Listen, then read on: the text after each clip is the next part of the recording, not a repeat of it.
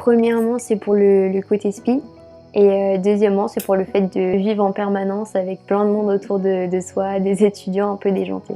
Surtout parce que mon frère y avait été l'année d'avant. Quand j'ai vu que lui, c'était vraiment un lieu qui allait transformer, je me suis dit pourquoi pas, tentons l'aventure. En fait, je faisais déjà pas mal de camps 14-18 et là-bas, je me suis rendu compte que j'étais hyper épanouie. Et je me suis dit pourquoi pas faire ça en fait toute l'année. C'est un temps qui est donné pour la construction d'un bien plus grand. Alors moi, j'étais au maraudes. Donc les maraudes, c'est le fait d'aller visiter les personnes SDF dans la rue et d'aller tout simplement leur parler et partager un moment avec eux. J'ai plus reçu que donné, puisqu'en fait, on fait rien, on vient juste à la rencontre des gens. Et c'est eux après qui mènent la danse.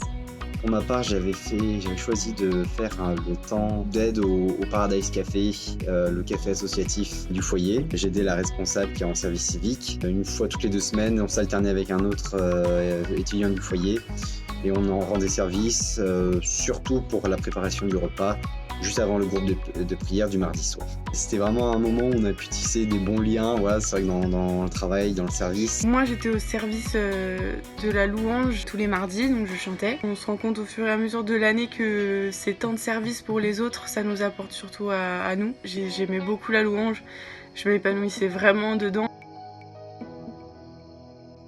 La joie, je pense. Fort.